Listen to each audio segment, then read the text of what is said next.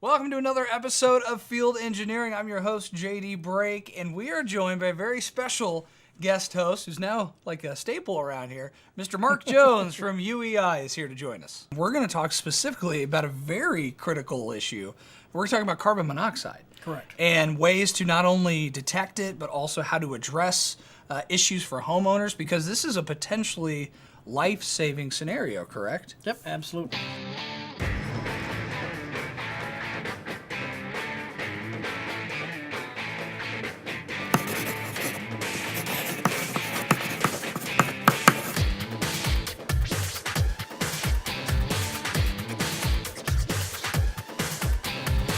So what are we talking about today as far as UEI and your experiences and helping our contractors understand this and grapple this topic? Well, you're talking about ventilation. Yes. And of course energy prices have been up and down. But, as energy costs increase, a lot of homeowners want to say, hey, how can I save energy? Well, part of the way is they want to tighten up their house. Caulk Right. all their windows, door seals, all those things. But, you mentioned the ventilation.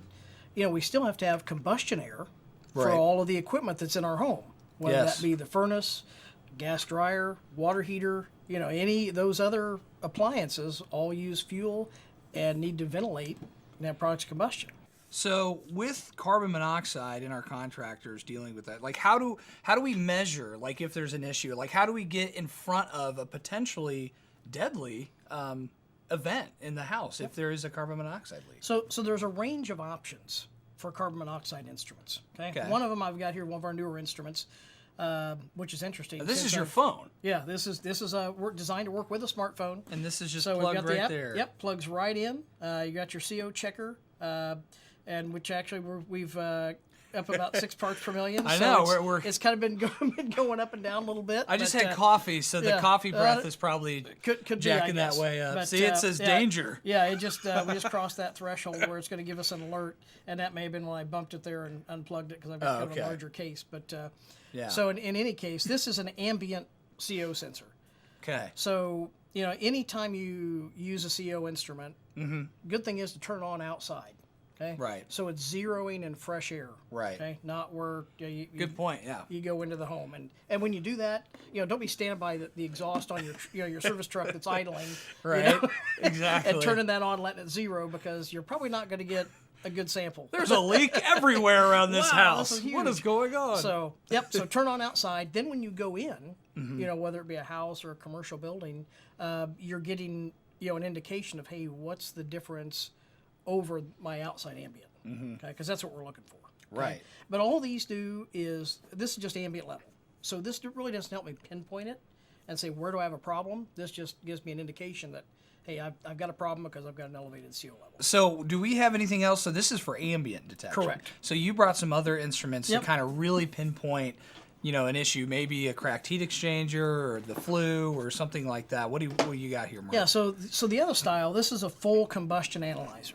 Okay. So not only does this measure CO, but this will also measure carbon dioxide, okay, which when you look in your equipment manual, that manual is going to tell you, what levels you should have. Either give you an oxygen level or a carbon dioxide level in the flue gas. Okay? And if you know one, you can calculate the other. Right. So this actually will give you both readings. So you can confirm that appliance is operating correctly. This also does, we've got ports for draft, so we can set gas pressure, confirm that. Okay. We can check our draft, but we can check what our CO level either is ambient or in the flue with this piece of equipment.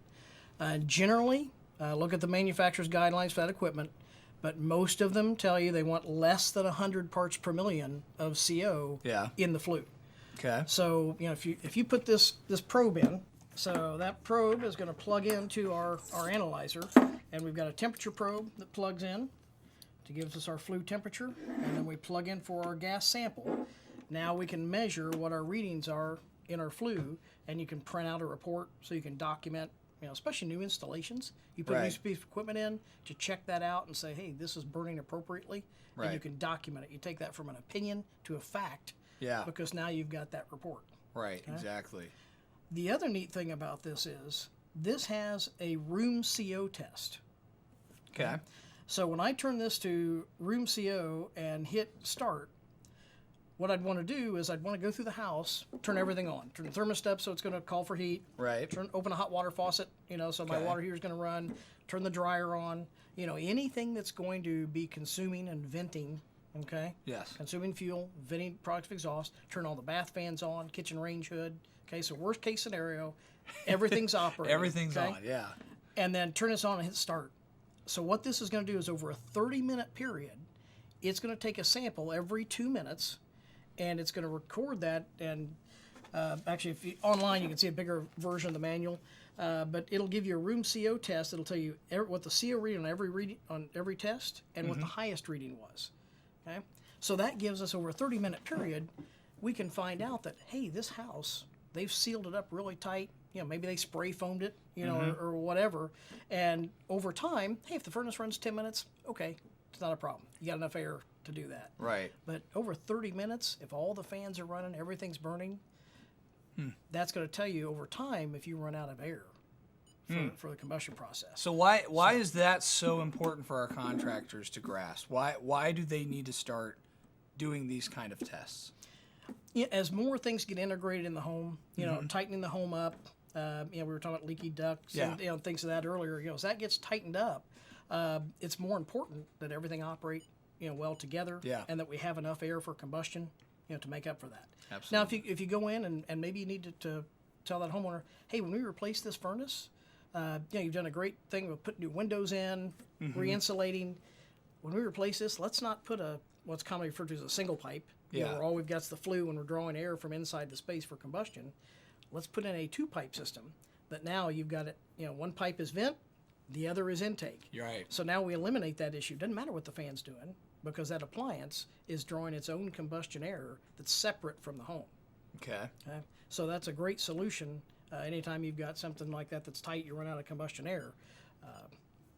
Just go with what they call separated combustion, because now then we don't have to worry about how tight the home is because it's got a dedicated pipe for outside. So I guess the key for the contractor is don't get so focused on the box. Yeah. That, hey, I'm the heating guy. I'm here to look at the furnace. Look at the whole application. Right. Because it may be something outside. It may be the fact that they're warming up their car in the attached garage and they're not backing outside. Right. It may not be your equipment. The furnace always gets blamed because it's typically what people think of as the largest piece of equipment. Exactly. Okay. But the water heater is a potential issue. A gas range, those vent inside the house. Okay. So, on Thanksgiving, is it the turkey making you tired, or is it all the CO from the gas range that's been Exactly. on? So, exactly. Yeah. I mean, and that's so key because imagine you, the contractor, coming in and actually addressing this potentially hazardous issue that nobody else did. You look like the hero compared to everyone else that's been in that home. Like, oh my gosh, no one told me that the CO was potentially very harmful in this area with everything running. So, I mean, obviously it's a three-phase. It's heating, ventilating, and air conditioning. So don't skip on the V part if you're an HVAC contractor. A couple things on the care of the instrument, okay, especially the ones where you're drawing in a flue gas sample. There's moisture, okay, that's coming in with that flue gas sample. You can see this unit has a moisture trap on it. So there's a drain. You just drain okay, it. so we want to drain that out. The other thing that some guys forget about is that what happens to water when it freezes? It expands. Yes. Okay? So, this time of year, you'd come home, man, it's cold outside, you want to get in, take your analyzer inside. Don't leave it out in your truck. Okay? Right. Because it has the potential, any moisture is not caught in this trap, gets on the sensor, could damage that sensor. Okay? Because it's going to freeze, may crack the sensor. Right. So, care for your instrument. I know... one comment was made. Hey, if you would leave your phone outside, don't leave your analyzer outside. Just take it in with you to care for it. The other thing that all analyzers should have, regardless of whose they are, is they should be calibrated annually. Okay, those CO sensors have a chemical, and that's how it makes its reading. Well, that develops drift over time. Right. As that chemical is consumed. So you should send them in, have them calibrated. We commonly get a question about, hey, can I do it myself? Do you sell a kit? We've really backed off that because, one, if you ever have an issue, were you trained to do it properly? Right. Okay? Exactly. You did it right. And to have a certificate to say, hey, the factory calibrate to their standards, that can save you some hassle if you ever have an issue down the road. So, Right. our average turnaround right now is less than 2 days. So it's just over a day turnaround to get an instrument calibrated for our units. So it's a pretty quick turnaround. So have that done annually. Yeah. I guess one other thing I'll mention too is if you see the CO, if you do a flue test, and like I said, it should be under 100 parts per million typically. If you see your display going 2, 3, 4, 5, 6, 700, you got a problem. Right. You don't have to find out. Wait a minute, is it 800 or is it 2,500? Okay, you got a problem. Pull the out because you're going to consume that sensor. Okay, and that's going to have to get purged. So if you see it really climbing, pull the probe out. Okay, check your draft, check your gas pressure. Check some other things to kind of save the life of that sensor. Those are things that can lengthen the use of your instrument and reduce your ownership cost, by not having to replace sensors and things of that nature early. Right. Awesome. No, this was great, Mark. I'm glad you came on. Thank you so much for doing this week's episode of Field Engineering. Again, if you have any questions on these products that we offer, or specifically CO and how to detect or what kind of products work, call us at Jackson Systems. We're always available, 888-652-9663. You can always call and get somebody here at Jackson. So again, Mark, thank you so much for coming on. We hope you enjoyed this episode. We'll see you next time on Field Engineering.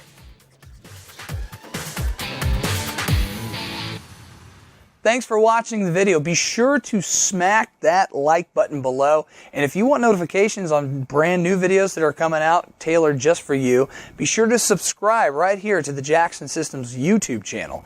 Now, if there's some videos you missed, you can always check it out right here. Go ahead and click subscribe. Other videos, like, do it.